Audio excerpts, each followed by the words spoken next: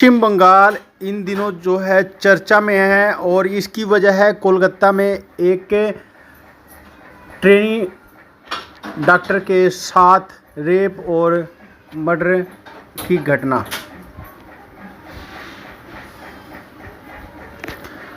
पूरे देश में इस हैवानियत के खिलाफ गुस्सा है और लोग सड़कों पर हैं। सवाल ममता बनर्जी की सवाल सरकार पर उठ रहे हैं कि 11 दिनों से जारी इस हंगामे और घटनाक्रम पर सीएम ममता बनर्जी जो है घिरी दिख रही हैं। मामले की जांच सीबीआई के हाथों में है और इस केस से जुड़े सभी अनसुलझे सवाल हैं, लेकिन इस घटना पर 31 साल पुरानी और एक और घटना यादें ताज़ा कर दी हैं। इसलिए इसे खास और मौजूद है और यह कहानी क्योंकि ये घटना भी जो है बलात्कार की है और इसके किरदार भी ममता बनर्जी थी। तब भी सवाल उनके सरकार पर उठे थे।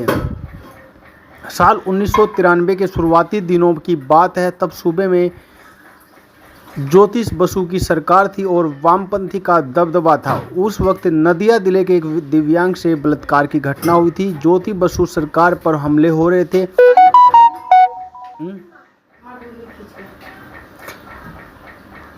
इस बीच पीड़िता के साथ ममता बनर्जी राइट बिल्डिंग पहुंच गई। वह तत्कालीन मुख्यमंत्री ज्योति बसु से मुलाकात के लिए एक चैम्बर के दरवाजे के सामने धरने पर बैठ गई। ममता का आरोप है कि राजनीतिक संबंधों की वजह से ही दोषियों को गिरफ्तार नहीं किया जा रहा है, लेकिन बसु ने उनसे मुलाकात नहीं की। बसु के आने का समय होने पर जब लाख मनोबल के बावजूद ममता वहां से टस से मस होने को राजी नहीं हुई, तब उनको पीड़िता को महिला पुलिसकर्मियों ने घसीटते हुए सीढ़ियों से नीचे उतारा और पुलिस मुख्यालय लाल बाजार ले गए। इस दौरान ममता के कपड़े तक फट गए। बताते हैं कि इस घटना के बाद ममता ने कसम खाई कि वो मुख्यमंत्री बनकर ही इस इमारत में दोबारा कदम रखेगी।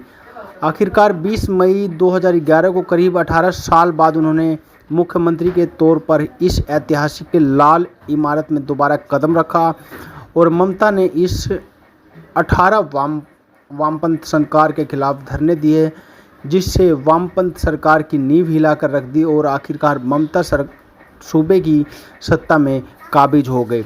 इसे कहते हैं पूर्व मुख्यमंत्री ज्योति बसु। तो ममता राजनीति से इतने चिढ़ते थे, ममता की राजनीति से, कि उन्होंने सार्वजनिक रूप से उनका नाम तक नहीं लिया।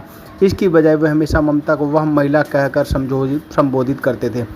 वैसे तो ममता का राजनीतिक करियर कई कहानियां समेटे हुए है, जिसकी हर परत दिलचस्प है और संघर्ष से भरी हुई है, लेकिन राज्य में बलात्कार के मामलों पर बार बार ममता की भूमिका पर सवाल उठे हैं। कोलकाता के आरजी कर अस्पताल में डॉक्टर से रेप मर्डर की घटना पर ममता लगातार सवालों के घेरे में है।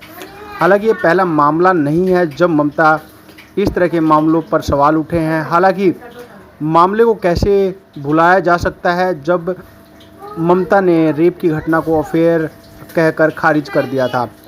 ऐसे ही कामुदनी की एक घटना का प्रदर्शन कर रहे लोगों को उन्होंने माकपा समर्थक बता दिया था। ममता बनर्जी गलतियों की डायरी में रेप सबसे ऊपर है, खासकर अगर उनकी पार्टी का कोई व्यक्ति दोषी हो। ममता बनर्जी ने अपनी वर्षों की सत्ता के दौरान साल दर साल बलात्कार के कई मामलों को झूठा बताया है।